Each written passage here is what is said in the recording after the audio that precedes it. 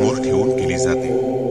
एक म्हणजे सामाजिक व्यवस्था आणि संस्कृतीचं जतन करणं, ज्या योगे प्रत्येक पिढी आपल्या पूर्वजांचं अनुकरण करू शकेल. आणि दुसरं उद्दिष्ट म्हणजे लोकांना शाश्वत सुख मिळवता येईल. रामचरितमानस, बायबल, कुराण इत्यादी धर्मग्रंथांमध्ये दोन्ही उद्दिष्टांचा समावेश आहे. परंतु भौतिकवादाचा पगडा मनुष्यावर असल्यामुळं समाजोपयोगी व्यवस्थेवर तो अधिक भर देतो. आध्यात्मिक सुक्तांना देखील तो सामाजिक व्यवस्थेनुरूप अर्थ देतो. तो म्हणतो की हे तर शास्त्रांमध्ये सांगितलंय. हे लक्षात घेऊन महर्षी वेदव्यासांनी महाभारत या ग्रंथरचनेत गीतेच्या रूपानं आध्यात्मिक घटनांचं वेगळं संकलन केलं, ज्या योगे मूलभूत शांती, सुख आणि कल्याण प्राप्तीच्या प्रयत्नात लोकांच्या मनात कुठल्याही प्रकारचे संभ्रम निर्माण होणार नाहीत. त्याच आध्यात्मिक मूल्यांचं जतन करत प्रस्तुत होत आहे गीतेचा दिव्य संदेश.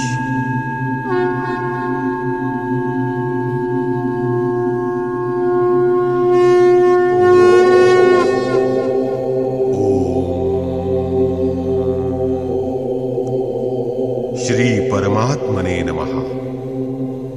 यथार्थ गीता, श्रीमद् भगवद गीता, अथ तृतीयोध्यायः. अध्याय 3. दुसऱ्या अध्यायात भगवान श्रीकृष्णांनी अर्जुनाला सांगितलं की ही बुद्धी तुझ्यासाठी ज्ञानमार्गाच्या बाबतीत सांगितली गेली. कोणती बुद्धी? हीच की युद्ध कर. जिंकलास तर सर्वश्रेष्ठ परमात्म्याची स्थिती प्राप्त होईल आणि हरलास तरी देवत्व प्राप्त होईल. म्हणजे विजयात सर्वस्व आहे, विजय आहे, आणि हरण्यात पण देवत्व आहे. म्हणजे युद्ध करण्यानं काही ना काही प्राप्त तर होणारच आहे. या दृष्टीनं लाभ आणि हानी दोन्हीमध्ये काही ना काही मिळतच. किंचितही नुकसान किंवा क्षती नाही. नंतर ते म्हणाले, आता तू निष्काम कर्मयोगाच्या संबंधात ऐक. या बुद्धीनं युक्त होऊन तू कर्मबंधनातून चांगल्या प्रकारे सुटून जाशील. त्यानंतर त्याच्या वैशिष्ट्यावर प्रकाश टाकला. कर्म करताना आवश्यक ती दक्षता घ्यायला हवी. यावर भर दिला की फळाची वासना ठेवणारं कर्म नको. कामनांपासून रहित होऊन कर्मामध्ये प्रवृत्त हो, पण अश्रद्ध होऊन कर्म करू नकोस. यामुळं तू कर्मबंधनातून मुक्त होशील. मुक्त तर होशील, परंतु मार्गात आत्मपरीक्षण होणार नाही. म्हणून अर्जुनाला निष्काम कर्मयोगापेक्षा ज्ञानमार्ग सरळ आणि प्राप्त होण्याजोगा वाटला. त्यानं प्रश्न केला, हे जनार्दना, निष्काम कर्मापेक्षा ज्ञानमार्ग आपल्या दृष्टीनं श्रेष्ठ आहे, तर मग मला भयंकर कर्मामध्ये रत होण्यास आग्रह का करता? प्रश्न तर स्वाभाविक होता. समजा एका विवक्षित ठिकाणी जाण्यासाठी 2 मार्ग आहेत. आपल्याला खरोखर जायचं असेल तर आपण अवश्य प्रश्न विचाराल की या दोनोंपैकी सोपा रस्ता कोणता? जर असा प्रश्न विचारला नाहीत तर आपण वाटसरूच नाही. नेमक्या याच प्रकारे अर्जुनानं प्रश्न विचारला. अर्जुन उवाच.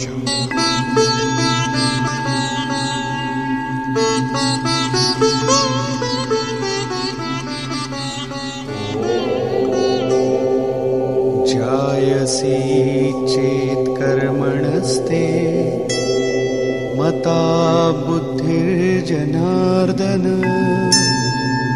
तत्किं कर्मणि घोरे मां नियोजयसि केशव.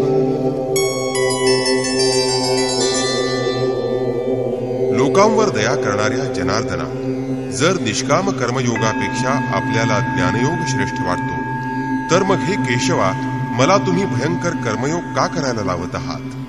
निष्काम कर्मयोग अर्जुनाला भयंकर भयानक वाटत आहे, कारण की यात कर्म करण्याचाच अधिकार आहे, फळाचा अधिकार मुळीच नाही.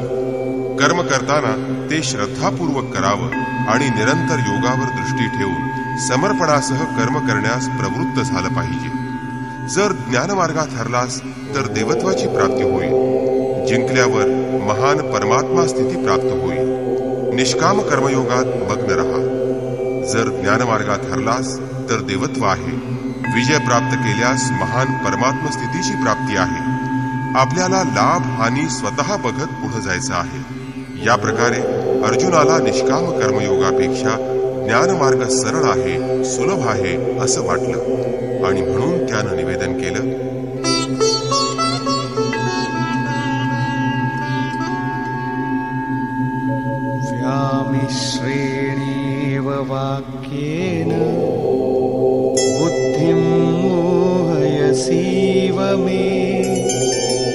तदेकं वद निश्चित्य येन श्रेयोऽहमाप्नुयाम्.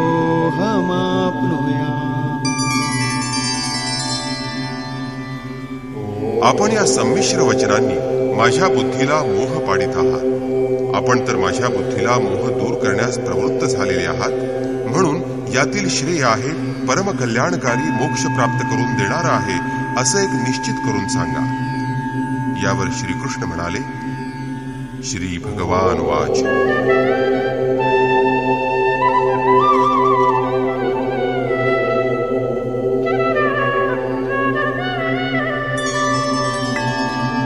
लोकेऽस्मिन् द्विविधा निष्ठा पुरा प्रोक्ता मया नघ. ज्ञानयोगेन साङ्ख्यानां कर्मयोगेन योगिनाम्. हे निष्पाप अर्जुना, या संसारात सत्यशोधाचे 2 प्रवाह माझ्याकडून पूर्वीच सांगितले गेले आहेत. पहिल्याचं तात्पर्य कधी सत्ययुगात किंवा त्रेतायुगात नाही, परंतु ते दुसऱ्या अध्यायात सांगितलेलं आहे. ज्ञानी लोकांसाठी ज्ञानमार्ग आणि योग्यांसाठी कर्मयोग मी सांगितला आहे. दोन्ही मार्गांप्रमाणे कर्म तर करायलाच लागतं. कर्म अनिवार्य आहे.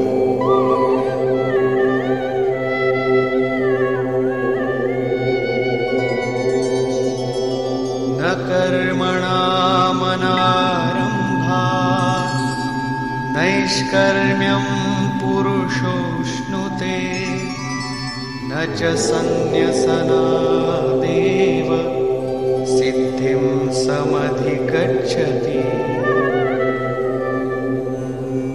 अर्जुना, कर्माचा आरंभ न करता मनुष्याला नैष्कर्म्य प्राप्त होत नाही. तसंच आरंभ केलेल्या कार्याचा किंवा क्रियेचा त्याग केल्यानं भगवत प्रतिरूपी परमसिद्धी प्राप्त करता येत नाही. मग तुला ज्ञानमार्ग चांगला वाटो की निष्काम कर्ममार्ग, दोन्हीमध्ये तुला कर्म तर करावंच लागेल. साधारणतः लोक भगवत पथाचा संक्षिप्त मार्ग आणि समर्थनासाठी विधान शोधत बसतात. तेव्हा कर्माचा आरंभ केलाच नाही म्हणजे झाला निष्कर्मी, अशा प्रकारचा लोकांना भ्रम होऊ नये म्हणून श्रीकृष्ण भारपूर्वक सांगत आहेत, कर्माचा आरंभ न केल्यानं कोणालाही नैष्कर्म्य प्राप्त होत नाही. शुभाशुभ कर्मांचा जिथं अंत असतो, शेवट असतो, ती परमनिष्कर्मतेची, नैष्कर्म्याची परमस्थिती होय आणि ती कर्म करीत प्राप्त करता येते.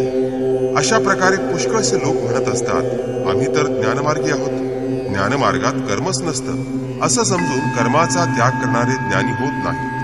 ज्या क्रियेचा आरंभ केला आहे तिचा त्याग केल्यानं काही भगवंताची साक्षात्कार रूपी परमसिद्धी प्राप्त होत नाही. कारण नहि कश्चित् क्षणमपि जातु तिष्ठत्य कर्मकृत्. कार्यते ह्यवशः कर्म सर्वः प्रकृतिजैर्गुणैः. कोणतीही व्यक्ती कोणत्याही समयी काहीतरी कर्म केल्याशिवाय क्षणभरही राहत नाही. कारण प्रत्येक व्यक्ती प्रकृतीजन्य गुणांच्या अधीन असल्यानं ते गुण प्रत्येकाकडून कर्म करवितच असतात. प्रकृती आणि प्रकृतीजन्य गुण जोपर्यंत जिवंत आहेत तोपर्यंत कोणीही व्यक्ती कर्म केल्याशिवाय राहत नाही. 4थ्या अध्यायातल्या 33व्या आणि 38व्या श्लोकात श्रीकृष्ण म्हणतात की यावन मात्र कर्म ज्ञानातच समाप्त होत असतं. ज्ञानरूपी अग्नी संपूर्ण कर्मांना भस्म करून टाकीत असतो. इथं ते म्हणतात की कर्म केल्याशिवाय कोणीही राहू शकत नाही. शेवटी ते महापुरुष काय सांगतात? त्यांच्या सांगण्याचा आशय असा की यज्ञ करता करता तिन्ही गुणांच्या पलीकडे गेल्यावर मनाचा परमात्म्यात विलय आणि साक्षात्काराबरोबर यज्ञाचा परिणाम दिसून येतो. म्हणजेच कर्म नाहीसं होतं. म्हणजे त्या निर्धारित क्रिया पूर्ण झाल्याशिवाय कर्म संपत नाही, प्रकृती पिंड सोडत नाही.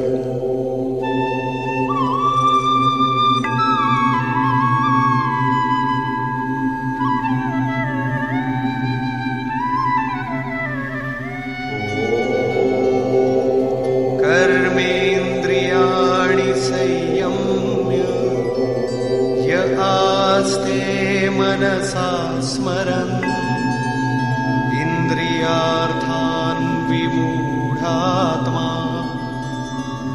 मिथ्याचार स उच्यते.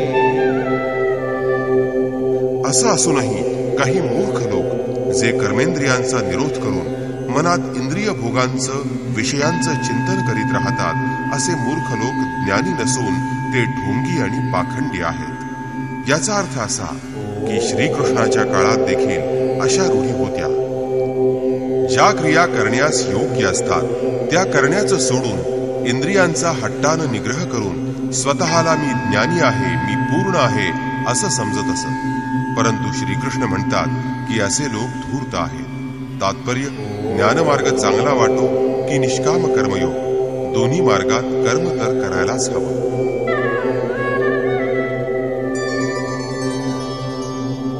यस्त्विन्द्रियाणि मनसा नियम्यारभतेऽर्जुन कर्मेन्द्रियैः कर्मयोगम् असक्तः स विशिष्यते.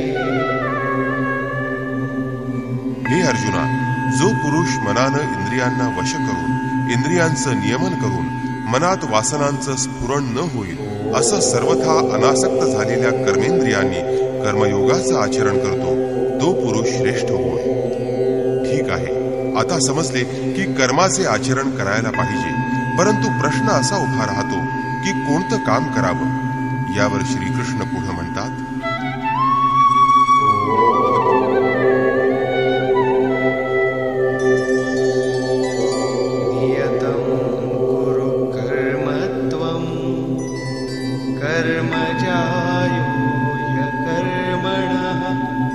शरीरयात्रापि च ते न प्रसिद्धेद कर्मणः. अर्जुना, तू निर्धारित विहित कर्म कर. अर्थात कर्म तर अनेक प्रकारचे असतात, पण त्यातून एक निवडलं आहे ते नियत कर्म तू कर. कर्म न करण्यापेक्षा कर्म करणं चांगलं, कारण की कर्म करीत थोडंसं अंतर पण कापलं तर मागं सांगितल्याप्रमाणे ते कर्म मोठ्या जन्ममरणाच्या भयापासून मनुष्याला मुक्त करतं. कर्म न केल्यानं तुझी यात्रा सिद्ध होऊ शकणार नाही. या शरीर यात्रेचा अर्थ शरीर निर्वाह असं काही लोक लावतात. पण कसला शरीर निर्वाह? काय आपण स्वतः एक शरीर आहात? हा पुरुष जन्मांतरापासून युगानुयुग शरीराची यात्रा तर करीत आला आहे. ज्याप्रमाणे वस्त्र जीर्ण झाल्यानंतर दुसरं तिसरं धारण केलं जातं, त्या प्रकारे किड्यामुंगीपासून मनुष्यापर्यंत, ब्रह्मापासून यावन्मात्र जगत हे परिवर्तनशील आहे. वरच्या खालच्या योनीमधून हा जीव शरीराची जणू यात्राच करीत आहे. कर्म ही अशी वस्तू आहे की जी या यात्रेला सफल सिद्ध करवते, पूर्ण करून देते. समज एकच जन्म घ्यायला लागला तर ही यात्रा चालूच आहे. आता तर पथिक वाट चालतो आहे, तो दुसऱ्या शरीराची यात्रा करीत राहिला आहे. यात्रा पूर्ण होते तेव्हाच इप्सित ठिकाण येतं. परमात्म स्थिती प्राप्त झाल्यानंतर आत्म्याला शरीराची यात्रा करावी लागत नाही. मोक्षसे अशुभात. अर्जुना, हे कर्म करून तू संसार बंधनातून सुटून जाशील. कर्म ही एकच अशी वस्तू आहे की मनुष्याला संसार बंधनातून मुक्ती देववते. आता प्रश्न उभा राहतो की ते निर्धारित कर्म काय आहे. त्यावर श्रीकृष्ण सांगतात, यज्ञार्थात् कर्मणोऽन्यत्र लोकोऽयं कर्मबन्धनः तदर्थं कर्म कौन्तेय मुक्तसंग समाचर. हे अर्जुना, यज्ञाची प्रक्रिया म्हणजे कर्म आहे. ज्यामुळे यज्ञ पूर्ण होतो ती क्रिया म्हणजे कर्म होय. हे तर सिद्ध आहे की कर्म एक निर्धारित प्रक्रिया आहे. मग या व्यतिरिक्त जे कर्म असतं ते कर्म नव्हे का? श्रीकृष्ण म्हणतात, नाही, ते कर्म नव्हे. अन्यत्र लोकोयम कर्म बंधनः. या कर्माच्या व्यतिरिक्त जगात जे काही केलं जातं, ज्यामध्ये सारं जग रात्रंदिवस व्यस्त असतं, ते कर्म म्हणजे या लोकीचं बंधन आहे. ते कर्म नव्हे. कर्म ते असतं मोक्षसे शुभात, जे अशुभ अर्थात संसार बंधनातून मुक्त करतं. फक्त यज्ञाची प्रक्रिया म्हणजे कर्म होय. आणि म्हणून हे अर्जुना, त्या यज्ञाच्या पूर्तीसाठी संग दोषापासून अलग अर्थात दूर राहून चांगल्या प्रकारे कर्माचं आचरण कर. संग दोषापासून दूर राहिल्याशिवाय म्हणजेच अनासक्त झाल्याशिवाय हे कर्म होतच नाही. आता यज्ञाची प्रक्रिया म्हणजे कर्म होय हे समजलं, परंतु इथं पुन्हा एक नवीन प्रश्न निर्माण झाला की हा यज्ञ म्हणजे काय. तेव्हा श्रीकृष्णांनी प्रथम यज्ञ म्हणजे काय हे न सांगता हा यज्ञ येतो कुठून, तो देतो काय, त्याची विशेषता काय आहे यावर प्रकाश टाकला आहे. आणि 4थ्या अध्यायात ज्या यज्ञाला आम्ही कार्यरूप देऊ आणि आमच्याकडून कर्म होऊ लागेल तो यज्ञ म्हणजे काय ते सांगितलं आहे. योगेश्वर श्रीकृष्णांच्या शैलीवरून हे स्पष्ट होतं की त्यांना ज्याचं चित्रण करावयाचं असतं त्याची ते प्रथम विशेषता किंवा वैशिष्ट्य सांगतात, ज्यामुळे त्या वस्तूविषयी मनात श्रद्धा निर्माण होईल. त्यानंतर त्याच्या बाबतीत घ्याव्या लागणाऱ्या दक्षतेबद्दल सांगतात आणि शेवटी मुख्य सिद्धांत प्रतिपादन करतात. इथं लक्षात ठेवावं की या ठिकाणी श्रीकृष्णानं कर्माच्या दुसऱ्या अंगावर प्रकाश टाकून सांगितलं आहे की कर्म एक निर्धारित क्रिया आहे. जे काही केलं जातं ते सर्व कर्म नसतं. दुसऱ्या अध्यायात प्रथमच कर्माचा उच्चार केला, कर्माच्या वैशिष्ट्यावर भर दिला, त्याच्या बाबतीत घ्यावयाच्या दक्षतेवर प्रकाश टाकला, परंतु त्यांनी तिथं कर्म म्हणजे काय ते मात्र सांगितलं नाही. इथं तिसऱ्या अध्यायात त्यांनी सांगितलं की कोणीही काम केल्याशिवाय राहत नाही. प्रकृतीच्या गुणांनी विवश होऊन मनुष्य कर्म करीत असतो. तथापि जे लोक इंद्रियांचा हट्टानं निग्रह करून मनामध्ये मात्र विषयांचं चिंतन करतात ते लोक दांभिक आहेत, ढोंगी आहेत. यासाठी हे अर्जुना, मनानं तू इंद्रियांना आवर घालून मग तू कर्म कर. परंतु मूळ प्रश्न जसाच्या तसाच राहिला की कर्म खरं, पण कोणतं कर्म करावं. यावर योगेश्वर श्रीकृष्णांनी सांगितलं की निर्धारित केलेलं कर्म कर. आता पुन्हा प्रश्न उपस्थित होतो की निर्धारित कर्म म्हणजे काय. तेव्हा त्यांनी स्पष्ट केलं की यज्ञाला कार्यरूप देणं म्हणजे कर्म होय. आता प्रश्न निर्माण होतो की तो यज्ञ म्हणजे तरी काय आहे. या अध्यायात यज्ञाची उत्पत्ती वैशिष्ट्य सांगून गप्प राहतील आणि पुढं 4थ्या अध्यायात यज्ञाचं स्पष्ट झालेलं निखळ स्वरूप प्राप्त होईल की जे करणं म्हणजे कर्म होय.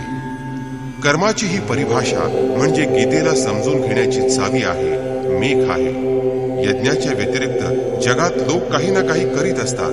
कोणी शेती करत असतात तर कोणी व्यापार, कोणी अधिकारी आहेत तर कोणी सेवक, कोणी स्वतःला बुद्धिजीवी समजतात तर कोणी श्रमजीवी, कोणी समाजसेवेला कर्म समजतात तर कोणी देशसेवेला कर्म समजतात.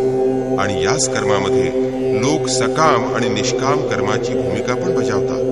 परंतु श्रीकृष्ण म्हणतात की हे कर्म नाही. अन्यत्र लोकोयम कर्मबंधनः.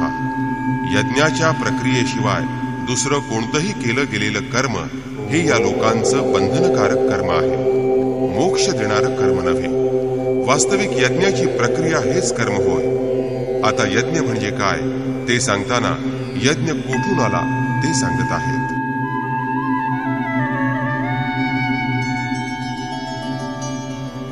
सहयज्ञाः प्रजा सृष्ट्वा पुरोवाच प्रजापतिः अनेन प्रसविष्यध्वम् ईशवोस्त्विष्टकामधुक्.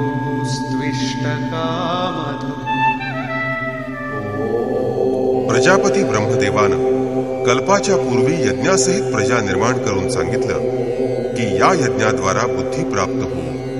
हा यज्ञ तुम्हा लोकांना इष्टकामधुक, अनिष्टकारक न होवो, विनाशरहित इष्टसंबंधी कामनांची पूर्ती करणारा होवो. यज्ञासहित प्रजेची रचना कोणी केली? प्रजापती ब्रह्मानं. ब्रह्मा कोण? 4 तोंड 8 डोळे असणारी प्रचलित देवता म्हणजे ब्रह्मा आहे का? नाही. श्रीकृष्णाच्या मताप्रमाणे देवता नावाची कोणती अलग सत्ताच अस्तित्वात नाही. मग प्रजापती कोण? वास्तविक ज्यानं प्रजापतीचा मूळ उगम परमात्म्यामध्ये प्रवेश मिळवला आहे तो महापुरुष म्हणजे प्रजापती आहे. बुद्धीस ब्रह्म आहे. अहंकार शिवबुद्धी अजमन शशिचित्त महान असं रामचरितमानसात म्हटलंय. ज्यावेळी बुद्धी यंत्राप्रमाणे असते त्यावेळी त्या महापुरुषाच्या वाणीमधून परमात्माच बोलत असतो. भजनाची वास्तविक क्रिया प्रारंभ झाल्यावर बुद्धी बुद्धीची उत्तरोत्तर उन्नती होते. सुरुवातीला ती बुद्धी ब्रह्मविद्येला जोडलेली असल्यामुळं ब्रह्मविद म्हटली जाते.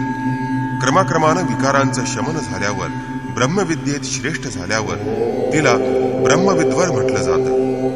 उत्थान आणि सूक्ष्म झाल्यावर बुद्धी विकसित होते, तेव्हा तिला ब्रह्मविद्वर्यान म्हटलं जातं. त्या अवस्थेमध्ये ब्रह्मविद्वेत्ता ब्रह्मज्ञानी पुरुष दुसऱ्यांनाही उच्च मार्गावर आणण्याचा अधिकार मिळवतो.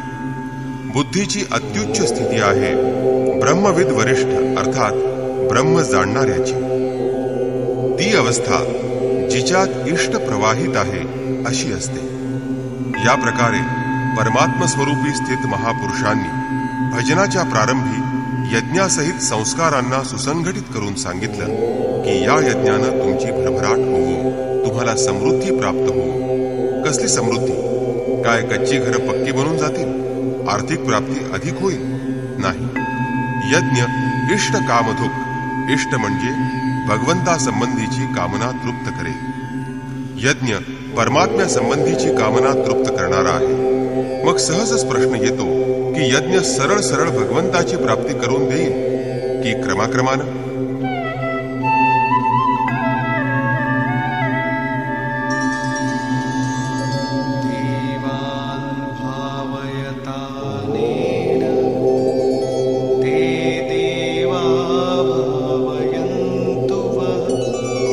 परस्परं भावयन्तः श्रेयः परमवाप्स्यथ. या यज्ञाच्या द्वारे देवतांची उन्नती करा, अर्थात दैवी संपत्तीची उन्नती करा. त्या देवता तुमची उन्नती करतील. या प्रकारे परस्परांची वृद्धी करीत करीत परमश्रेय की ज्यानंतर काहीच मिळवायचं शिल्लक राहत नाही अशा परमकल्याणाची प्राप्ती तुम्हाला होईल. जसजसे तुम्ही यज्ञात प्रवेश कराल, पुढे यज्ञाचा अर्थ होईल आराधनेचा विधी, तसतसे हृदय प्रदेशात दैवी संपत्ती वाढत राहील. परमदेव म्हणजे एकमात्र परमात्मा आहे. त्या परमदेवात प्रवेश देणारी जी संपदा आहे, अंतःकरणाची जी सजातीय प्रवृत्ती आहे, तिलाच दैवी संपदा असं म्हणतात. ती परमदेवाची प्राप्ती करून देणारी असल्यानंच तिला दैवी संपदा म्हटलं जातं. लोक कल्पना करतात तशा बाहेरील देवता म्हणजे पत्थर पाणी नव्हे. श्रीकृष्णांच्या मते अशा वस्तूंचं अस्तित्वच नाही.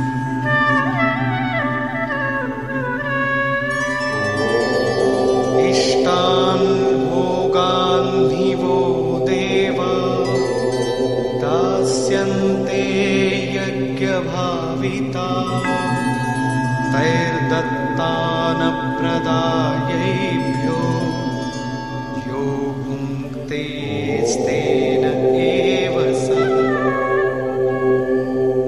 यज्ञाद्वारे संवर्धित झालेली देवता अर्थात दैवी संपदा आपल्याला इष्टान भोगान ही दास्यन्ते. इष्ट अर्थात आराध्या संबंधी भोग देते, दुसरं काही नाही. तैहि दत्तान, ते एकमात्र देणारे आहे.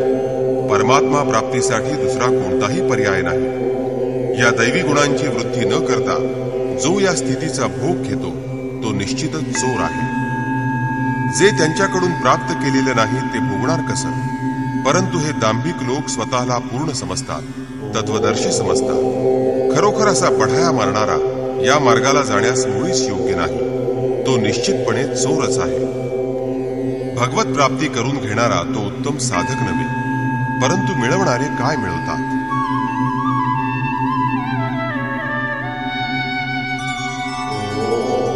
यज्ञशिष्टाशिनः सन्तो मुच्यन्ते सर्वकिल्बिषैः भुञ्जते ते त्वघं पापा ये भजन्त्यात्मकारणात्. यज्ञातून उरलेलं म्हणजेच यज्ञशेष भक्षण करणारे संत सर्व पापांपासून मुक्त होतात. दैवी संपदेची वृद्धी करता करता परिणामतः प्राप्तिकाल हाच मूर्तिकाल ठरतो. जेव्हा यज्ञ पूर्ण होतो तेव्हा शिल्लक राहिलेलं म्हणजेच ब्रह्म होय. हीच गोष्ट श्रीकृष्णांनी दुसऱ्या शब्दात सांगितली आहे. यज्ञशिष्टामृतभुजो यान्ति ब्रह्म सनातनम. यज्ञ ज्याची सृष्टी करतो त्या अन्नाचं ग्रहण करणारा ब्रह्मात प्रविष्ट होऊन जातो.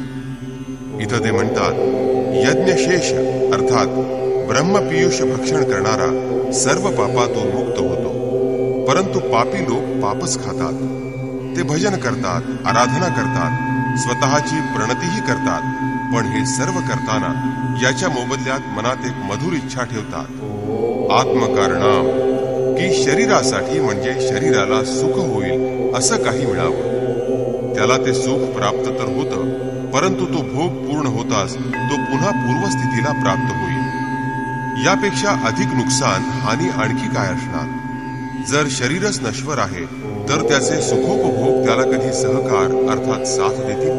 ते भगवंताची आराधना तर करतात, पण त्याच्या मोबदल्यात ते पाप खातात. पलटी सुद्धा ते सठ विषलेही, तो नष्ट तर होत नाही, परंतु पुढे प्रगतीही करू शकत नाही. आणि म्हणूनच श्रीकृष्ण निष्काम भावानं कर्म अर्थात भजन करण्यावर भर देत आहे. आतापर्यंत श्रीकृष्णांनी सांगितलं की यज्ञ परमश्रेय देतो आणि त्याची रचना महापुरुषांद्वारे होते. परंतु ते महापुरुष प्रजेच्या निर्मितीला का प्रवृत्त होतात? यावर श्रीकृष्ण म्हणतात, अन्नात् भवन्ति भूतानि पर्जन्यादन्न संभवः यज्ञात् भवति पर्जन्यो यज्ञः कर्म समुद्भवः.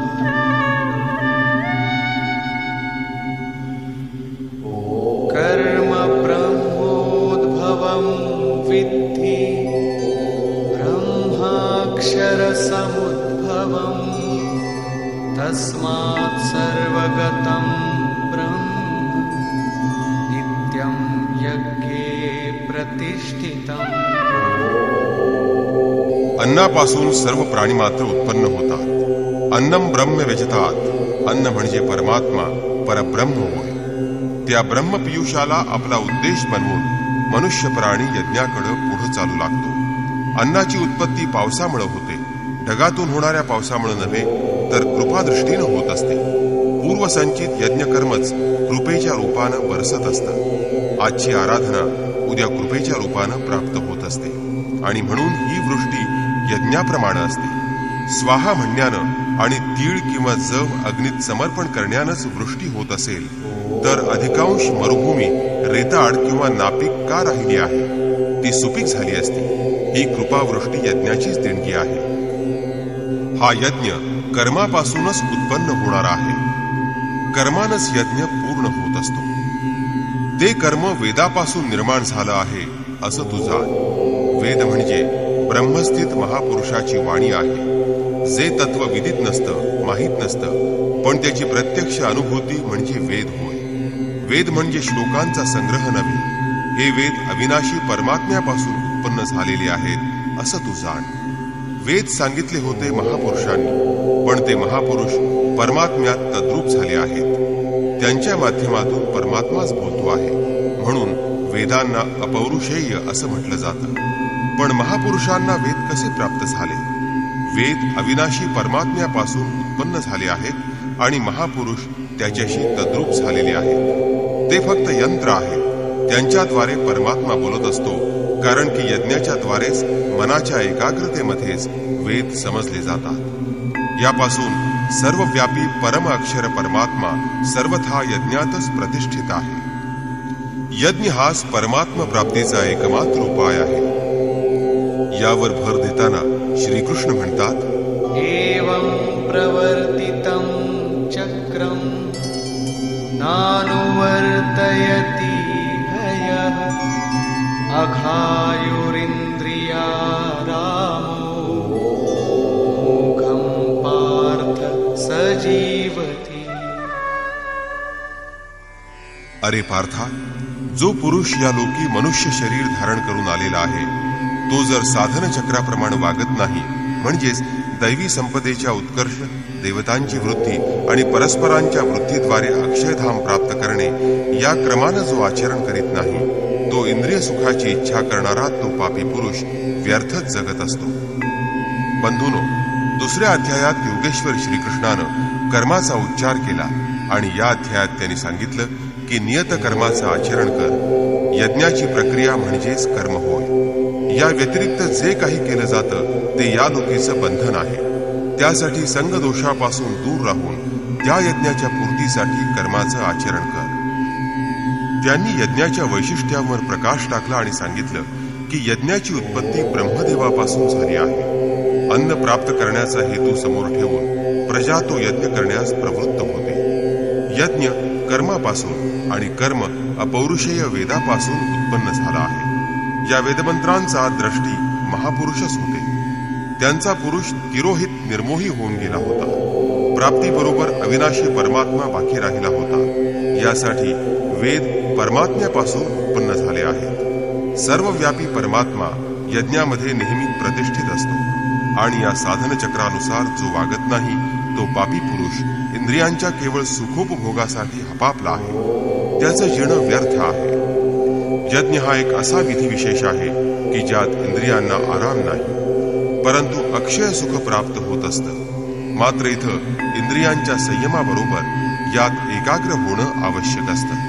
इंद्रियांचा आराम ज्यांना हवासा वाटतो ते पापी होत. अजूनपर्यंत श्रीकृष्णानं यज्ञ म्हणजे काय ते सांगितलेलं नाही. परंतु सतत यज्ञ करीतच राहायचा की याचा कधी शेवटही किंवा अंतही आहे, यावर योगेश्वर म्हणतात,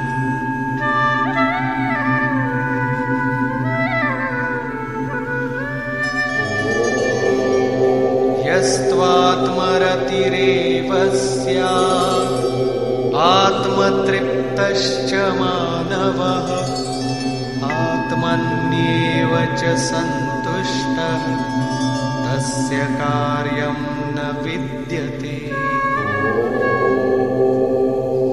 जो मनुष्य आत्म्याच्या ठिकाणी रत असतो, जो आत्मतृप्त असतो आणि आत्म्याच्या ठिकाणी संतुष्ट असतो, अशा साधकासाठी काही कर्तव्य शिल्लक राहत नाही. हेच तर लक्ष्य होतं. जेव्हा अव्यक्त सनातन अविनाशी आत्मतत्व प्राप्त झालं तेव्हा पुढे शोधायचं कोणाला? अशा पुरुषासाठी ना कर्माची आवश्यकता आहे ना कसल्या आराधनेची. आत्मा आणि परमात्मा हे एक दुसऱ्यांचे पर्याय आहेत. पुन्हा ते याचं चित्रण करत आहे.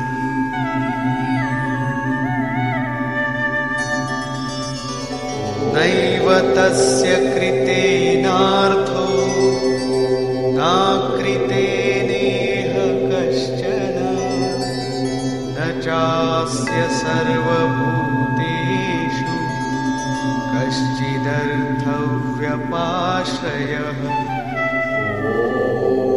या संसारात त्या पुरुषानं काही केल्यानं त्याला काही लाभ होत नाही आणि करायचं सोडून दिल्यानं त्याचं काही नुकसान होत नाही. त्याचा सर्व प्राण्यांमध्ये स्वार्थ संबंध असत नाही. आत्माच तर शाश्वत, सनातन, अव्यक्त, अपरिवर्तनशील आणि अक्षय आहे. जेव्हा त्यालाच प्राप्त केलं, त्याच्यापासून संतुष्ट, त्याच्यात तृप्त, तसंच त्याच्यात ओतप्रोत आणि स्थित झाल्यानंतर पुढं कोणतीही सत्ता नाही. मग शोधायचं कोणाला आणि त्यामुळे मिळणार तरी काय? त्या पुरुषानं कर्म करण्याचं सोडून दिल्यानं त्याचं काहीही नुकसान होत नाही, कारण विकार ज्याच्या अंकित असतात ते चित्तच राहत नाही. त्याला संपूर्ण भूतमात्रात बाह्य जगत आणि आंतरिक संकल्पांच्या पूर्तीमध्ये लेशमात्र अर्थ राहत नाही. त्याचा सर्वात मोठा अर्थ होता परमात्मा. जेव्हा तोच त्याला उपलब्ध किंवा प्राप्त झाला आहे तर दुसऱ्यांसाठी त्याचं काय प्रयोजन असणार?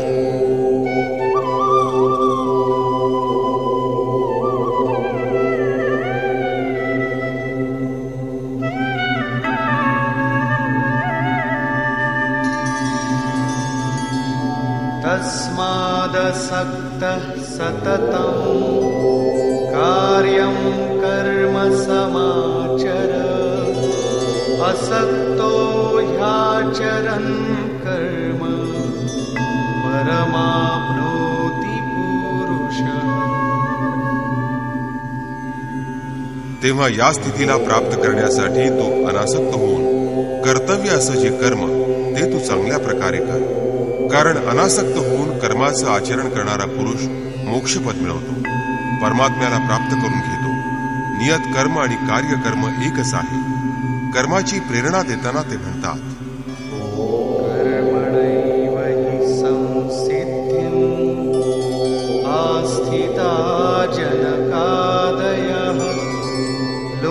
लोकसङ्ग्रहमेवापि सम्पश्यन् कर्तुमर्हसि. जनक म्हणजे राजा जनक नव्हे, जन्मदात्याला जनक म्हणतात. योग म्हणजे जनक होय. तो आपल्या स्वरूपाला जन्म देतो, प्रकटही करत असतो. योगानं युक्त असणारा प्रत्येक महापुरुष जनक असतो. असे योगयुक्त अनेक ऋषी जनकादयः जनक इत्यादी ज्ञानीजन महापुरुषांनी पण कर्मणा एव संसिद्धिम कर्माच्या योगानंच परमसिद्धी प्राप्त केली आहे. परमसिद्धी म्हणजे परमतत्व, परमात्म्याची प्राप्ती. जनक इत्यादी पूर्वी जेवढे महर्षी झाले आहेत ते सर्व कार्यम कर्ममच्या योगानंच, जे कर्म म्हणजे यज्ञाची प्रक्रिया आहे ते कर्म करीत समसिद्धीम परमसिद्धी प्राप्त करीत असतात. परंतु प्राप्तीनंतर लोकांसाठी, समाजासाठी कर्म करीत राहतात. लोकहितासाठी ते कर्म करतात. तेव्हा तू देखील परमात्म्याच्या प्राप्तीनंतर लोकनायक होण्यासाठी कार्य करण्याला योग्य आहेस का? आत्ता श्रीकृष्णांनी सांगितलं होतं की प्राप्तीनंतर महापुरुषानं कर्म करण्यानं ना काही लाभ किंवा न केल्यानं ना काही नुकसान होत असतं. परंतु लोकसंग्रहासाठी, लोकहिताच्या व्यवस्थेसाठी ते चांगल्या प्रकारे नियतकर्माचं आचरण करीत असतात.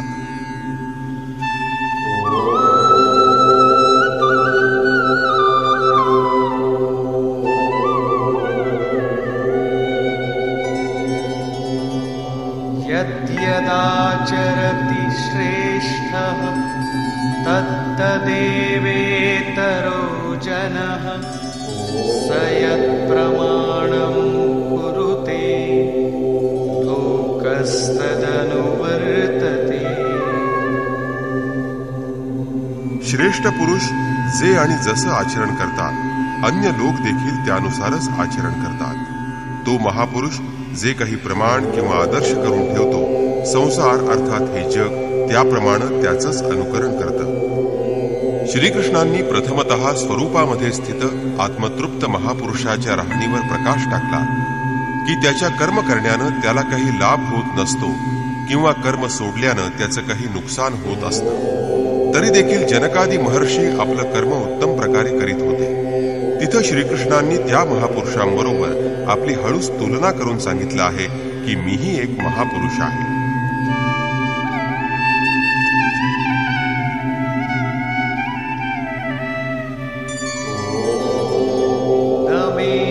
पार्थास्ति कर्तव्यम् त्रिषु लोकेषु किंचन नानवाप्तमवाप्तव्यम् वर्त एव च कर्मणि. हे पार्था, या तिन्ही लोकात मला कर्तव्य असं काहीही नाही. मागं त्यांनी सांगितलं आहे की त्या महापुरुषाला समस्त प्राणीमात्रांशी कोणतंच कर्तव्य शेष राहिलेलं नाही. इथं सांगतात की त्रैलोक्यात मला कर्तव्य असं काही नाही, तसंच मला प्राप्त झाली नाही अशी किंचित देखील वस्तू शेष राहिलेली नाही. म्हणजे प्राप्त होण्यासारखी कोणतीही गोष्ट मला अप्राप्य राहिलेली नाही, तरी देखील मी कर्माचं उत्तम प्रकारे आचरण करीत असतो. असं का बरं?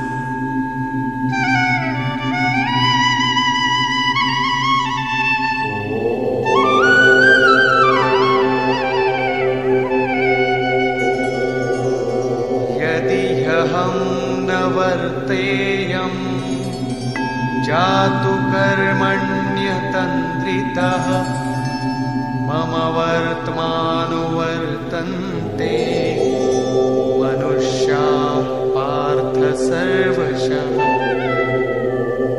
कारण जर मी सावध राहून कर्म केलं नाही तर अन्य लोक देखील माझ्या आचरणाप्रमाणे त्यानुसार वागू लागतील. तर मग आपलं अनुकरण करणं वाईट आहे का? श्रीकृष्ण म्हणतात, हो. सीदेयुरिमे लोका न कुर्यां कर्म चेदहम् संकरस्य च कर्ता स्याम् उपहन्यामि माः प्रजाः. जर मी सावधान होऊन कर्म केलं नाही तर सर्व लोक भ्रष्ट होऊन जातील आणि मी संकरस्य वर्णसंकर करणारा होईल. तसंच या सर्व प्रजेचं हनन करणारा आणि मारणारा ठरेल.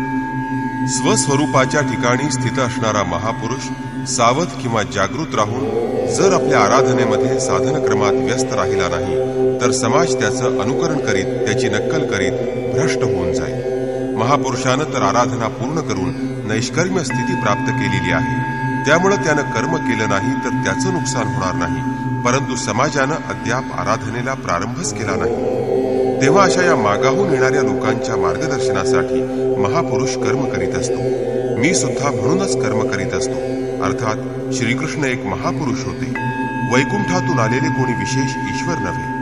त्यांनी सांगितलं की महापुरुष लोकसंग्रहासाठी कर्माचरण करीत असतात. मी देखील लोकसंग्रहासाठीच कर्म करीत असतो. जर कर्माचरण केलं नाही तर लोकांचं पतन होईल. सर्वजण कर्म करण्याचं सोडून देतील. मनुष्याचं मन मोठं चंचल असतं. त्याला सर्व काही हवं असतं, फक्त त्याला भजन नको असतं. जर स्वरूपस्थित महापुरुषानं कर्म केलं नाही तर साहजिकच मागून येणारे लोक देखील लगेच कर्म करण्याचं सोडून देतील. त्यांना एक सबब मिळेल की हे महापुरुष असून सुद्धा भजन करीत नाहीत. उलट पान खातात, अत्तर लावतात, सामान्य गोष्टींवर बोलतात. तरी देखील त्यांना महापुरुष म्हटलं जातं. असा विचार करून ते सुद्धा आराधनेपासून दूर होतात आणि मग त्यामुळं त्यांचं अधःपतन होतं. श्रीकृष्ण म्हणतात, जर मी कर्म केलं नाही तर सर्व लोक किंवा समाज भ्रष्ट होईल आणि मी वर्णसंकरांचा कर्ता किंवा निमित्त बनेन. स्त्रियांच्या दूषित होण्यानं वर्णसंकर होतो असं पाहावयास मिळतं, ऐकावयासही मिळतं. अर्जुनाला सुद्धा हे भय होतं की स्त्रिया दूषित बनतील तर वर्णसंकर निर्माण होईल. परंतु श्रीकृष्ण म्हणतात, जर मी सावधान राहून आराधना केली नाही तर मी वर्णसंकराचा कर्ता ठरेन. वास्तविक आत्म्याचा शुद्ध वर्ण आहे परमात्मा. आपल्या शाश्वत स्वरूपाच्या मार्गावरून घसरणं म्हणजेच वर्णसंकरता होय. जर स्वरूपस्थित महापुरुष नियतकर्मांचं योग्य प्रकारे आचरण न करेल तर लोक त्याचं अनुकरण करून निष्क्रिय बनतील, आत्मपथावरून घसरतील, भरकटत जातील आणि त्यामुळं वर्णसंकर होईल. ती प्रकृतीमध्ये मिसळून जातील. स्त्रियांचं स्त्रीत्व आणि शरीराची शुद्धी ही एक सामाजिक व्यवस्था आहे. समाजासाठी ते उपयुक्त पण आहे. परंतु माता पित्यांच्या चुकांचा मुलांच्या साधनेवर काही प्रभाव पडत नाही. आपण करणी पार उतरणी. हनुमान, व्यास, वसिष्ठ, नारद, शुकदेव, कबीर, येशू ख्रिस्त इत्यादी उत्तम प्रकारचे महापुरुष जगात होऊन गेले, परंतु सामाजिक कुलीनतेशी त्यांचा काही एक संबंध नाही. आत्मा आपल्या पूर्वजन्मातील गुणधर्म घेऊन येत असतो. श्रीकृष्ण म्हणतात, मनःषष्ठानींद्रियाणी प्रकृतीस्थानी कर्षती. मनासह इंद्रियांकडून जे कार्य या जन्मात होतं त्याचे संस्कार घेऊन जीवात्मा जुन्या शरीराचा त्याग करून नवीन शरीरात प्रवेश करतो. यात जन्मदात्याचा काय वाटा, काय भाग? त्यांच्या विकासात काही अंतर राहिलं नाही. तेव्हा स्त्रिया दूषित किंवा भ्रष्ट होण्यानं वर्णसंकर होत नाही. स्त्रियांचं भ्रष्ट होणं आणि वर्णसंकर यांचा काही एक संबंध नाही. शुद्ध स्वरूपाकडे न जाता प्रकृतीमध्येच मिसळलं जाणं, विखुरलं जाणं म्हणजेच वर्णसंकर होय. जर महापुरुष सावधान होऊन नियतकर्माचं आचरण करीत लोकांकडून तसं कर्म करून न घेतील तर तो प्रजेचं हनन करणारा आणि मारणारा ठरेल. साधनाक्रमानुसार चालून मूळ अविनाशी तत्वाची प्राप्ती हेच जीवन आहे आणि प्रकृतीमध्ये विखुरलं जाणं, हरवून बसणं हा मृत्यू आहे. परंतु त्या महापुरुषानं जर या सर्व प्रजेला मार्गभ्रष्ट होण्यापासून रोखून सत्पथावर त्याला आणलं नाही तर त्या सर्व प्रजेचं हनन करणारा, हत्या करणारा आणि हिंसक ठरेल आणि क्रमशः चालत असताना जो चालवून घेतो ती शुद्ध अहिंसा आहे. गीतेच्या प्रमाणे शरीराचं निधन, नश्वर कलेवरांचं निधन हे फक्त परिवर्तन आहे, हिंसा नाही.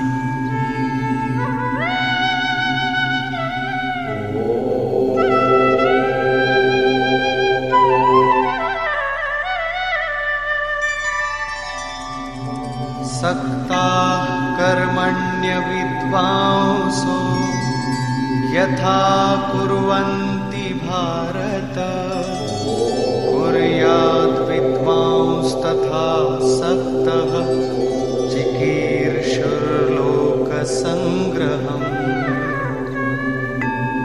हे भारता, ज्याप्रमाणे कर्मामध्ये आसक्त झालेले अज्ञानी लोक जसं कर्म करतात तसंच लोकसंग्रह, लोकांच्या कल्याणाची इच्छा करणाऱ्या अनासक्त झालेल्या विद्वानानं आपलं कर्म करावं.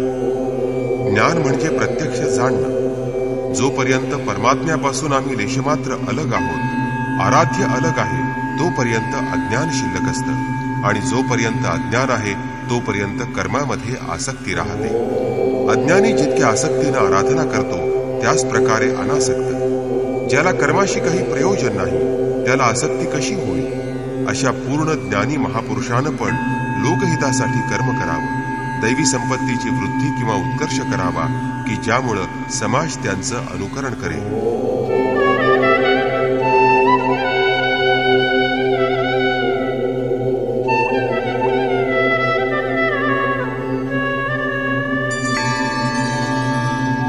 न बुद्धिभेदं जनयेत् अज्ञानां कर्मसंगिनां जोषयेत् सर्वकर्माणि विद्वान् युक्तः समाचरन्.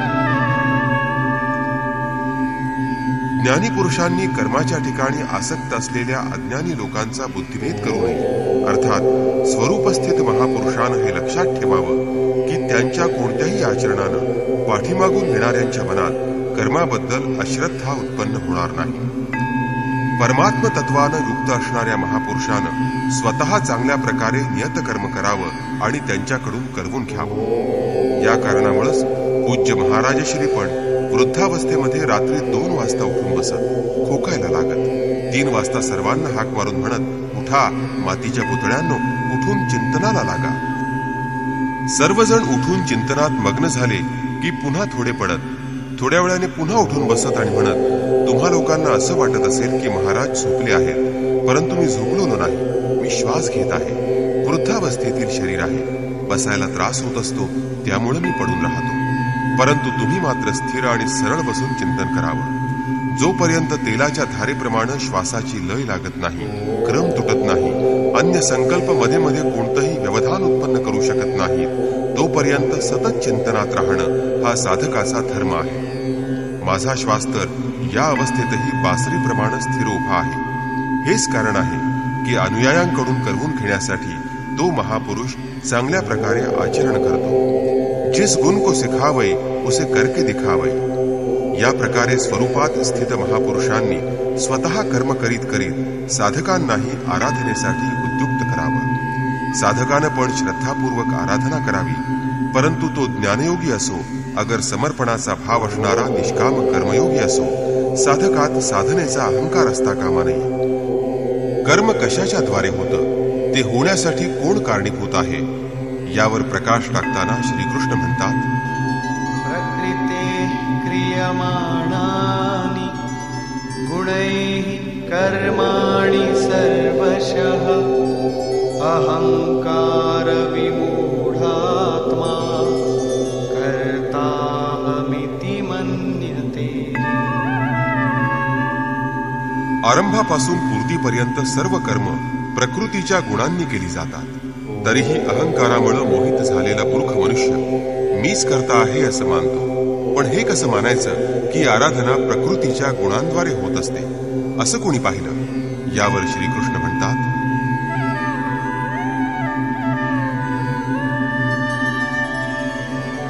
तत्त्ववित्तु महाबाहो गुणकर्म विभागयो गुणागुणेषु वर्तन्ते इति मत्वा न सज्जते. हे महाबाहो, गुण आणि कर्म यांच्या विभागाचं तत्व तत्ववित परमतत्व परमात्म्याला जाणणाऱ्या महापुरुषांनी पाहिलं. सर्व गुण म्हणजेच इंद्रिय गुणांच्या अर्थात विषयांच्या ठिकाणी प्रवृत्त होतात असं मानून ते गुण आणि कर्म यांच्या कर्तेपणात ते आसक्त होत नाही. इथं तत्व म्हणजे परमतत्व परमात्मा असा अर्थ आहे. 5 किंवा 25 तत्वे असे अनेक लोक समजतात. तसं नाही. योगेश्वर श्रीकृष्णांच्या शब्दात तत्व म्हणजे एकमात्र परमतत्व परमात्मा आहे. अन्य कोणतं तत्व अस्तित्वात नाही. गुणांच्या पलीकडे गेलेलं परमतत्व, परमात्म्यात स्थित असणारे महापुरुष गुणांनुसार कर्माचं विभाजन, कर्माची विभागणी पाहू शकतात. समजा तामसी गुण असेल तर त्याचं कार्य असतं आळस, निद्रा, प्रमाद कर्मामध्ये प्रवृत्त न होण्याचा स्वभाव. जर राजस गुणांचं प्राबल्य असेल तर आराधनेपासून मागं न हटण्याचा स्वभाव, शौर्य, स्वामिनिष्ठेनं कर्म करणं. आणि सात्विक गुण कार्यरत असताना ध्यान, समाधी, अनुभव प्राप्त होणं, सातत्यानं चिंतन करणं, स्वभावानं सरलता हे गुण असतात. गुण परिवर्तनशील असतात. गुणांना अनुरूप कर्माचा उत्कर्ष किंवा अधःपतन होत असतं.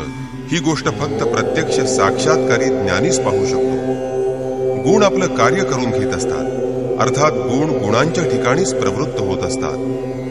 असं समजून तो प्रत्यक्ष द्रष्टा कर्मामध्ये आसक्त होत नाही. परंतु जो गुणांच्या पलीकडे गेला नाही, जो अजून रस्त्यावरच आहे, त्यानं तर कर्मात आसक्त राहायलाच हवं.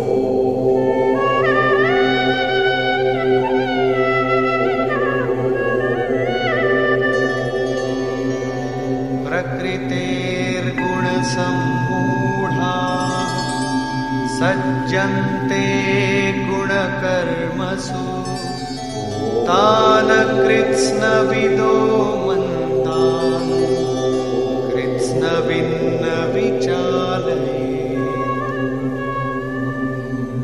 प्रकृतीच्या गुणांनी मोहित झालेले पुरुष गुण आणि कर्मांमध्ये क्रमशः निर्मल गुणांकडे उन्नती पाहून त्यात आसक्त होतात.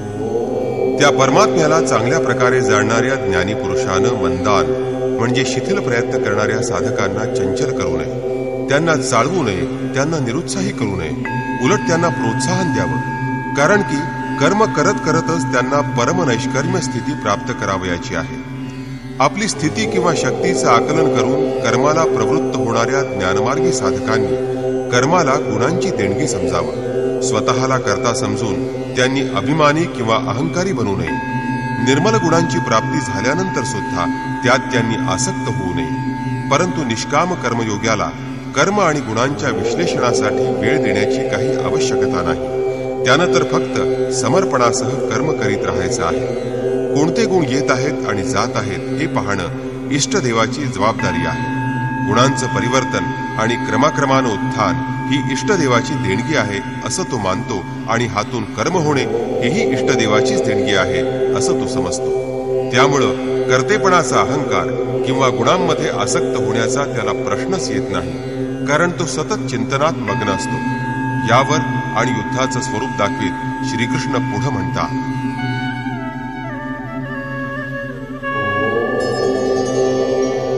मयि सर्वाणि कर्माणि सन्न्यस्याध्यात्मचेतसा निराशीर्निर्ममो भूत्वा युध्यस्व विगतज्वरः.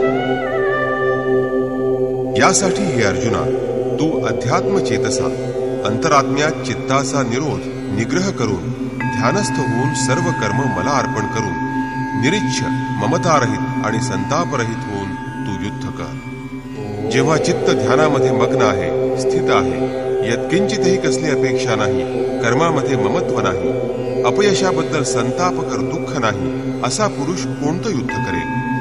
जेव्हा सर्व बाजूंनी चित्ताला आवरून त्याला हृदयरूपी देशात स्थित केले जातं, तेव्हा असा पुरुष कशासाठी आणि कोणाबरोबर लढेल? कोण लढेल? प्रत्यक्षात जेव्हा आपण ध्यानात प्रवेश कराल तेव्हाच युद्धाचं खरं स्वरूप पुढं उभं राहतं.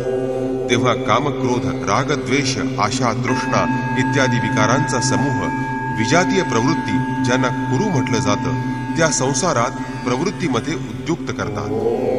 विघ्नरूप बनून साधकावर भयंकर आक्रमण करतात. बस त्यांच्या पलीकडे जाणं म्हणजेच युद्ध होय. या सर्व विकारांच्या पलीकडे जाणं म्हणजेच युद्ध होय. त्यांना वश करीत अंतरात्म्याच्या ठिकाणी रोखून धरणं, संकुचित करणं आणि ध्यानस्थ होत जाणं म्हणजेच युद्ध होय. यावर भर देत ते पुन्हा म्हणतात, ये मे मतमिदं नित्यम् अनुतिष्ठन्ति मानवाः श्रद्धावन्तो न सूयन्तो मुच्यन्ते तेऽपि कर्मभिः.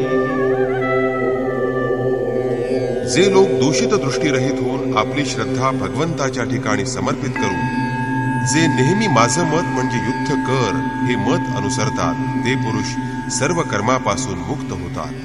योगेश्वरांचं हे आश्वासन केवळ कोणा हिंदू, मुसलमान किंवा ख्रिस्ती मनुष्यासाठी नाही, तर ते अखिल मानव मात्रांसाठी आहे. त्यांचं मत आहे की युद्ध कर. यावरून असं वाटतं की त्यांचा हा उपदेश युद्ध करणाऱ्यांसाठी होता. अर्जुनाच्या समोर सौभाग्यानं विश्वयुद्धाची व्यूहरचना होती. आपल्या समोर तर कोणतंही युद्ध नाही, मग आपण गीतेच्या मागं का लागलो आहोत? कर्मातून सुटण्याचा उपाय तर युद्ध करणाऱ्यांसाठी आहे, परंतु असं काही नाही. वास्तविक ही लढाई मानवाच्या आंतरदेशातील आहे. क्षेत्र आणि क्षेत्रज्ञाचा, विद्या आणि अविद्याचा, धर्मक्षेत्र आणि कुरुक्षेत्राचा हा संघर्ष आहे. आपण जो जो ध्यानामध्ये चित्ताचा निरोध कराल तो विजातीय प्रवृत्ती विघ्नरूपानं प्रत्यक्ष येते आणि भयंकर आक्रमण करीत असते. त्यांचं शमन करीत चित्ताचा निग्रह करणं म्हणजे तर युद्ध आहे. जो दूषित दृष्टीनं रहित होऊन अत्यंत श्रद्धेनं या युद्धात सहभागी होतो तो कर्मबंधनातून, पापी आचरणातून पूर्णतः मुक्त होतो. जो युद्धामध्ये प्रवृत्त होत नाही त्याची काय गती होते? यावर श्रीकृष्ण म्हणतात,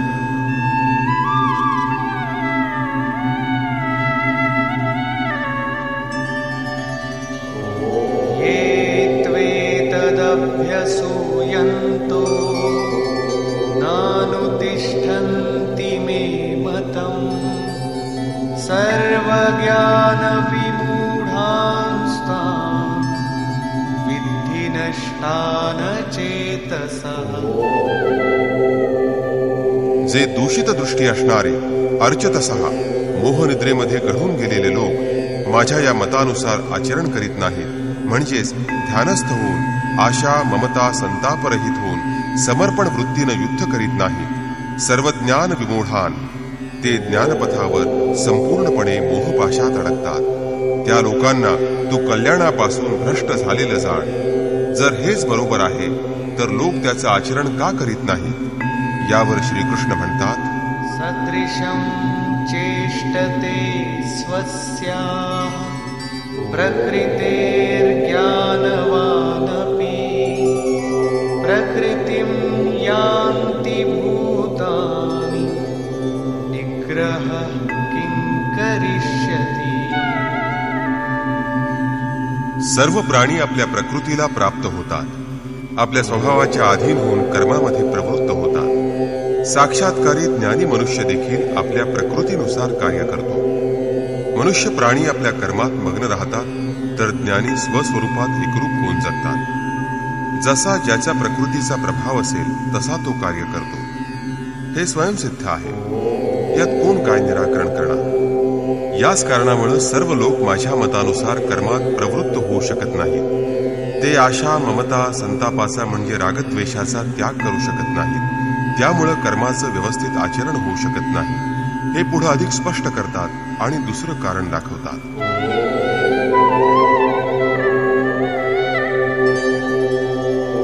इंद्रियस्येन्द्रियस्यार्थे रागद्वेषौ व्यवस्थितौ तयोर्न वशमागच्छेत् तौ ह्यस्य परिपन्थिनौ. इंद्रिय आणि इंद्रिय भोगात रागद्वेषांचा वास असतो. या दोघांना वश होता कामा नये. या कल्याणकारक मार्गामध्ये कर्मांपासून मुक्त होण्याच्या पद्धतीमध्ये राग आणि द्वेष हे कट्टर शत्रू आहेत. ते आराधनेचं अपहरण करतात. जर शत्रू आत आले तर बाहेर कोण कोणाशी लढे? शत्रू तर इंद्रिय आणि भोगांच्या संसर्गात आहे, अंतःकरणात आहे. तेव्हा हे युद्ध देखील अंतःकरणातील आहे. कारण शरीरच क्षेत्र आहे, ज्यामध्ये सजातीय आणि विजातीय अशा दोन्ही प्रवृत्ती, विद्या आणि अविद्या तिथे राहतात, जी मायेची दोन अंग आहेत. या प्रवृत्तींच्या पलीकडे पोहोचणं, सजातीय प्रवृत्तींना साध्य करून विजातीय प्रवृत्तींचा अंत करणं हेच युद्ध आहे. विजातीय प्रवृत्ती समाप्त झाल्यावर सजातीयाचा उपयोग देखील समाप्त होतो. स्वरूपाचा स्पर्श करून सजातीयाचा पण त्यांच्या अंतरंगात विलय होणे, या प्रकारे प्रकृतीच्या पलीकडे पोहोचणे हेच युद्ध आहे. रागद्वेषांचं शमन होण्यास वेळ लागतो, म्हणून बरेचसे साधक क्रिया सोडून साधारणतः महापुरुषांची नक्कल करायला लागतात. श्रीकृष्ण यापासून सावध करीत आहे.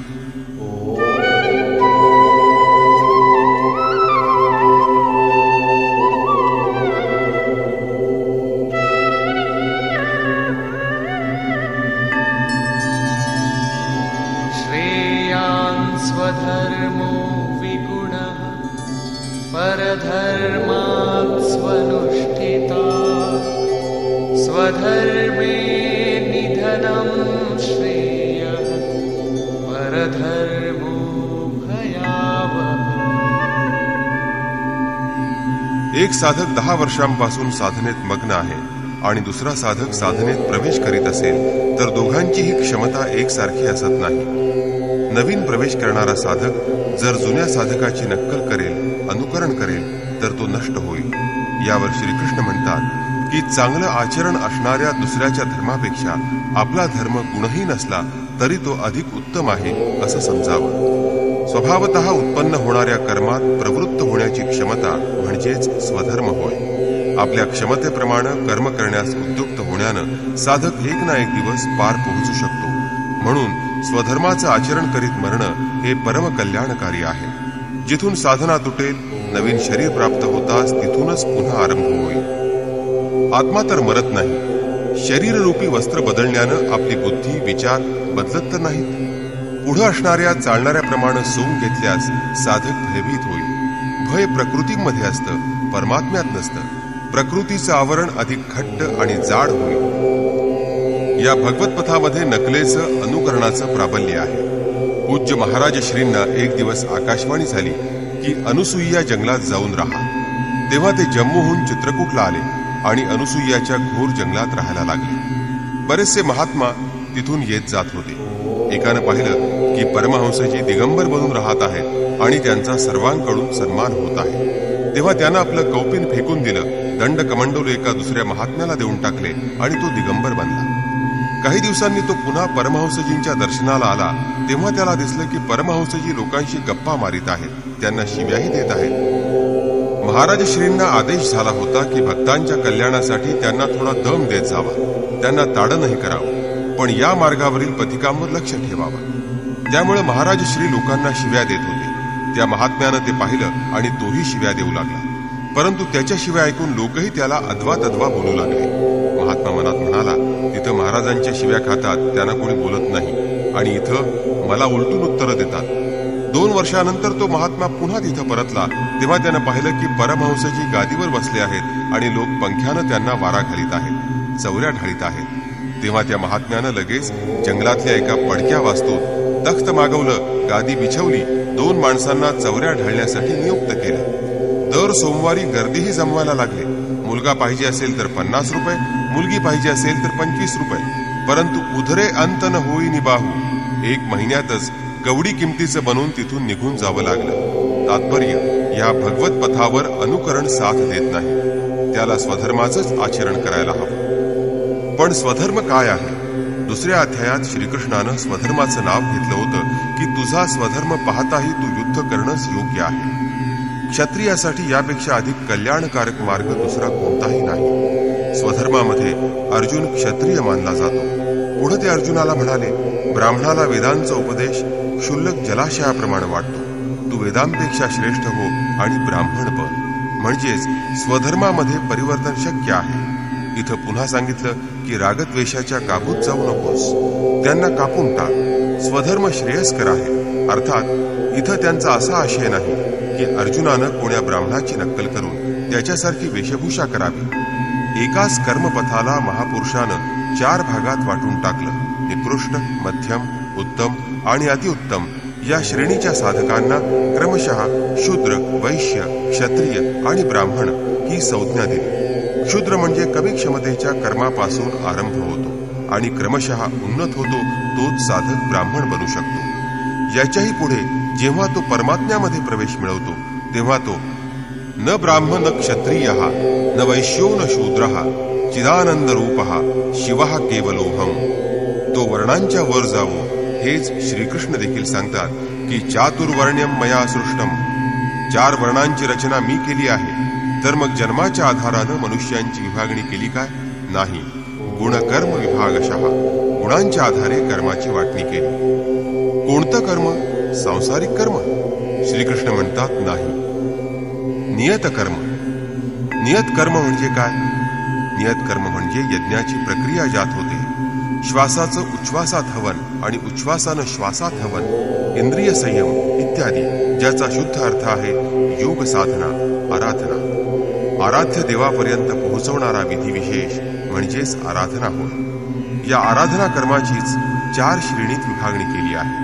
ज्याच्यामध्ये ज्या प्रकारची क्षमता असेल त्यानं त्याच क्षमतेपासून आरंभ केला पाहिजे. हाच सर्वांचा आपला आपला स्वधर्म आहे. जर तो पुढच्यांचीच नक्कल किंवा अनुकरण करेल तर त्याला ते भयावह होईल. अर्थात तो सर्वथा नष्ट तर होणार नाही, कारण यात बीजाचा नाश कधीच होत नाही. हो, तो प्रकृतीच्या दबावामुळे हीनतीन भयभीत अवश्य होईल. बालवर्गातील विद्यार्थी स्नातक कक्षेत बसू लागला तर तो काय स्नातक होईल? नाही. तो तर आरंभीच्या मुळाक्षरांनाही वंचित होऊन जाईल. पुढे अर्जुन प्रश्न ठेवतो की मनुष्य स्वधर्मांचं आचरण का करीत नाही? अर्जुन उवाच.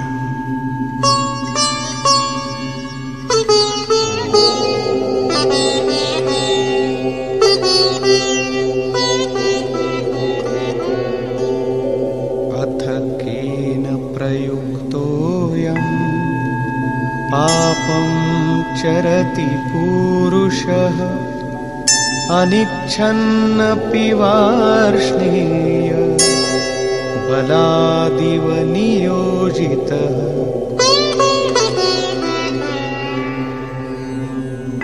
हे श्रीकृष्णा, मग स्वतःची इच्छा नसतानाही बळजबरीनं करावयास लावल्याप्रमाणे हा पुरुष कुणाच्या प्रेरणेनं पापाचं आचरण करतो? आपल्या मतानुसार तो का वागत नाही? यावर योगेश्वर श्रीकृष्ण म्हणतात. श्री भगवान वाच.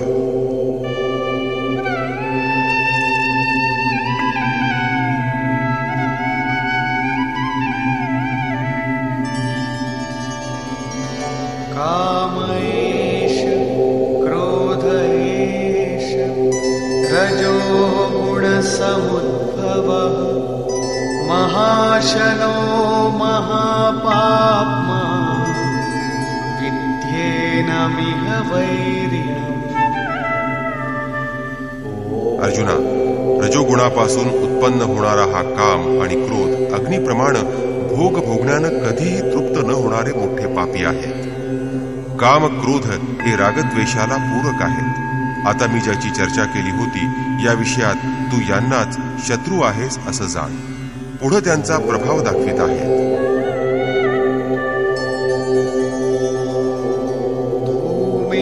धूमेनाव्रियते वह्नि यथादर्शो मलेन च यथोल्बेनावृतो गर्भः तथा तेनेदमावृतम्. ज्याप्रमाणे धुरानं अग्नी आणि धुळीनं आरसा झाकला जातो, अथवा ज्याप्रमाणे वारेनं गर्भ वष्टीला जातो, त्याप्रमाणे कामक्रोध विकारांनी हे ज्ञान झाकलेलं आहे. ओलं लाकूड जाळल्यानंतर जसा धूरच धूर होतो, अग्नी असून सुद्धा लपेटण्याचं रूप घेऊ शकत नाही. धुळीनं झाकलेल्या आरशावर ज्याप्रमाणे प्रतिबिंब स्पष्ट दिसत नाही, वारेमुळे गर्भ ज्याप्रमाणे झाकलेला असतो, त्याप्रमाणे या विकारांमुळे परमात्म्याचं प्रत्यक्ष ज्ञान होत नाही.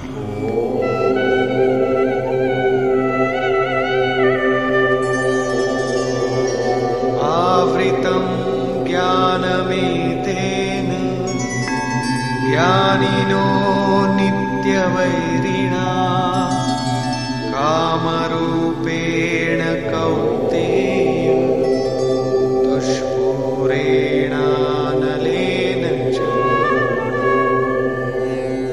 हे कौंतेया, अग्निप्रमाणे भोगांनी तृप्त न होणारं, ज्ञानी लोकांना कायमचा शत्रू अशा या कामानं ज्ञान झाकलेलं आहे. आत्ताच श्रीकृष्णांनी काम आणि क्रोध हे 2 शत्रू सांगितले. प्रस्तुत श्लोकात केवळ एकाच शत्रूचं म्हणजे कामाचं नाव इथं घेतलं आहे. वास्तविक कामामध्ये क्रोधाचा अंतर्भाव आहेच. कार्य पूर्ण झाल्यावर क्रोध समाप्त होऊन जातो, परंतु कामना संपत नाही. कामनापूर्तीमध्ये व्यत्यय येताच क्रोध पुन्हा जागा होतो. म्हणजेच कामाच्या अंतरंगात क्रोध पण समाविष्ट आहे. या शत्रूचं घर कुठं आहे, याला शोधायचं कुठं, त्याचा वास कुठं असतो, हे समजल्यावर त्याला समूळ नष्ट करण्याची सोय होईल. यावर श्रीकृष्ण म्हणतात, इंद्रियाणि मनो बुद्धि अस्याधिष्ठानमुच्यते एतैर्विमोहयत्येष ज्ञानमावृत्य देहिनम्. इंद्रिय, मन आणि बुद्धी ही कामाची निवासस्थान म्हटली जातात. हा काम या मन, बुद्धी आणि इंद्रियांच्या द्वारेच ज्ञानाला झाकून जीवात्म्याला मोहात पाडतो. तस्मात् त्वमिन्द्रियाण्यादौ नियम्य भरतर्षभ पाप्मानं प्रजह्येनं ज्ञानविज्ञाननाशनम्. यासाठी हे अर्जुना, तू प्रथम इंद्रियांचं नियमन करून संयम कर, कारण की शत्रू तर यांच्या अंतरंगात लपलेला आहे. तो तुमच्या शरीराच्या आत आहे, बाहेर शोधून तो कुठेही मिळणार नाही. ही हृदयरूपी देशातील अंतर्विश्वाची लढाई आहे. इंद्रियांना ताब्यात ठेवून ज्ञान आणि विज्ञानाचा नाश करणाऱ्या या पापी कामालाच तू मारून टाक. काम सरळ पकडता येत नाही, म्हणून विकारांच्या निवासस्थानाला घेराव घाल, इंद्रियांनाच संयत कर. परंतु इंद्रियांना आणि मनाला आवरणं खूप कठीण आहे. काय हे काम आम्ही करू शकू? यावर श्रीकृष्ण आपलं सामर्थ्य दाखवीत प्रोत्साहन देत आहेत.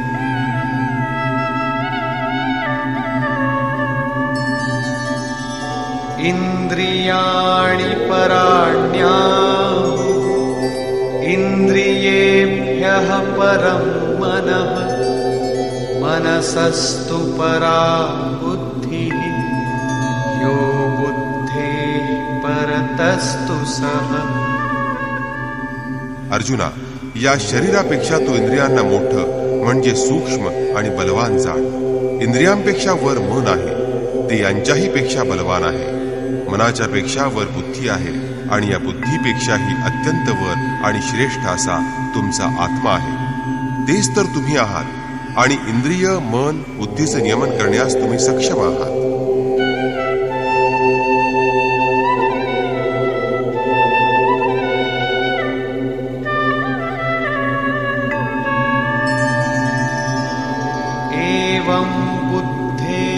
परं बुद्ध्वा संस्तभ्यात्मानमात्मना जहि शत्रुं महाबाहो कामरूपं दुरासदम्.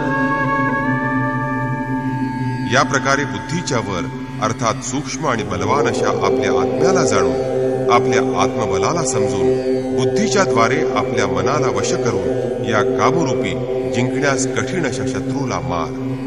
काम एक दुर्जय शत्रू आहे. इंद्रियांद्वारे तो आत्म्याला मोहात पाडतो. तेव्हा आपलं सामर्थ्य ओळखून, आत्म्याला बलवान समजून कामरूपी शत्रूला ठार मार. अर्थात हा शत्रू अंतरंगातील आहे हे सांगायची काही आवश्यकता नाही. निष्कर्ष. अनेक गीताप्रेमी व्याख्यात्यांनी या अध्यायाला कर्मयोग असं नाव दिलं आहे, परंतु हे सुसंगत नाही. दुसऱ्या अध्यायात योगेश्वरांनी कर्माचा प्रथम उच्चार केला. त्यांनी कर्माचं महत्व प्रतिपादन करून त्यामध्ये कर्मजिज्ञासा जागृत केली आणि या अध्यायामध्ये त्यांनी कर्माला परिभाषित केलं, व्याख्याबद्ध केलं की यज्ञाची प्रक्रिया म्हणजेच कर्म होय. स्पष्टच आहे की यज्ञ ही एक निर्धारित दिशा आहे. त्याच्या व्यतिरिक्त जे काही केलं जातं ते या लोकेचं बंधन आहे. श्रीकृष्ण ज्याला कर्म म्हणतात ते कर्म मोक्षसे शुभात, संसार बंधनातून सुटका करवणारं कर्म आहे. श्रीकृष्णांनी यज्ञाची उत्पत्ती इथे सांगितली. तो काय देतो, त्याची वैशिष्ट्य कोणती, यांचं इथे चित्रण केलं आहे आणि यज्ञ करण्यावर भर दिला आहे. त्यांनी सांगितलं, या यज्ञाची प्रक्रिया म्हणजे कर्म आहे. जे हे कर्म करीत नाहीत ते पापी, आरामाचा हव्यास असणारे असून ते व्यर्थ जगत असतात. पूर्वी होऊन गेलेल्या महर्षींनी देखील हे कर्म करूनच परमनैष्कर्म्य सिद्धी प्राप्त करून घेतली होती. ते आत्मतृप्त आहेत. त्यांना कर्म करण्याची आवश्यकता नाही तरीही मागाहून येणाऱ्यांच्या मार्गदर्शनासाठी ते देखील आपलं कर्म उत्तम प्रकारे करीत होते. त्या महापुरुषांबरोबर श्रीकृष्णानं आपली तुलना केली आणि म्हटलं की खरं म्हणजे मलाही आता कर्म करण्याची काही आवश्यकता नाही, परंतु मागून येणाऱ्या लोकांच्या हितासाठीच मी कर्म करीत आहे. इथं श्रीकृष्णांनी आपला स्पष्ट परिचय करून देऊन सांगितलं की ते देखील एक योगी होते. त्यांनी कर्मामध्ये प्रवृत्त झालेल्या साधकांनी विचलित होऊ नये, मन चंचल ठेवू नये असं सांगितलं, कारण कर्म करूनच साधकाला परमोच्च स्थिती प्राप्त करावयाची आहे. जर त्यांनी नियत कर्म केलं नाही तर ते नष्ट होतील. या कर्मासाठी ध्यानस्थ होऊन त्यांना युद्ध करावयाचं आहे. डोळे बंद आहेत, इंद्रियांना काबूत ठेवून चित्ताचा निरोध होत असेल तर युद्ध कसलं?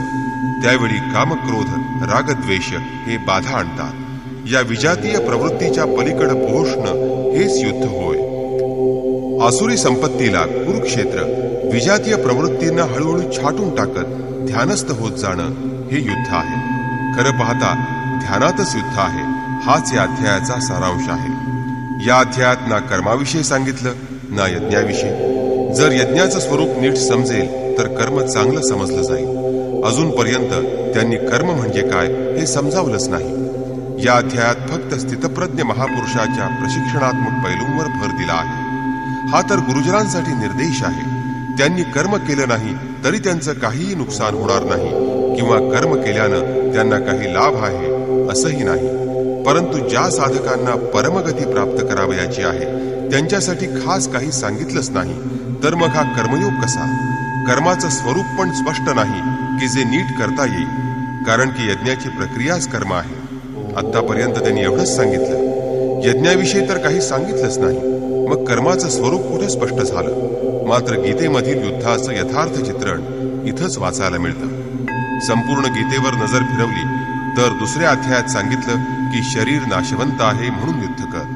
गीतेमध्ये युद्धाचं हेच एक ठोस कारण सांगितलं आहे. पुढं ज्ञानयोगाच्या संदर्भात क्षत्रियासाठी युद्ध हेच कल्याणाचं एकमात्र साधन दाखवलं आहे. आणि पुढे सांगितलं की ही बुद्धी तुझ्यासाठी ज्ञानयोगाच्या विषयात सांगितली गेली. कोणती बुद्धी?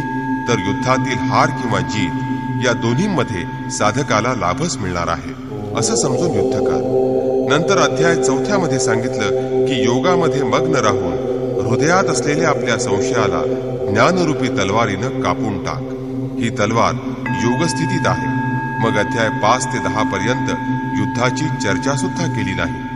11व्या अध्यायात केवळ एवढंच सांगितलं की हे शत्रू माझ्याकडून पूर्वीच मारले गेले आहेत. तू फक्त निमित्त मात्र होऊन उभा राहा आणि यश प्राप्त कर. ते तुझ्याशिवाय मारले गेले आहेत. प्रेरक सर्व करवून घे.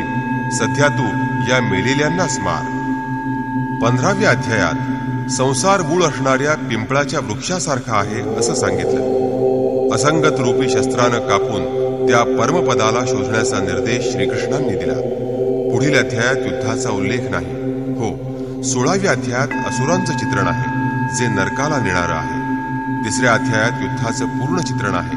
श्लोक 30 ते 43 पर्यंत युद्धाचं स्वरूप, त्याची अनिवार्यता, युद्ध न करणाऱ्यांचा विनाश, युद्धात मारलं जाणाऱ्या शत्रूंची नावं, त्यांना मारण्यासाठी आपल्या शक्तीला आव्हान आणि त्यांना कापून फेकण्यावर भर दिला आहे. या अध्यायात शत्रू आणि शत्रूचं आंतरिक स्वरूप स्पष्ट केलं आहे. त्यांच्या विनाशासाठी प्रेरणा दिली आहे. म्हणून ओम तत्सदिति श्रीमद्भगवद्गीतासूपनिषत्सु ब्रह्मविद्यायां योगशास्त्रे श्रीकृष्णार्जुन संवादे शत्रुविनाश प्रेरणा नाम तृतीयोऽध्यायः. याप्रमाणे श्रीमद्भगवद्गीतारूपी उपनिषदातील ब्रह्मज विद्यांतर्गत योगशास्त्रातील श्रीकृष्ण आणि अर्जुन यांच्या संवादातील शत्रुविनाश प्रेरणा या नावाचा 3रा अध्याय समाप्त झाला.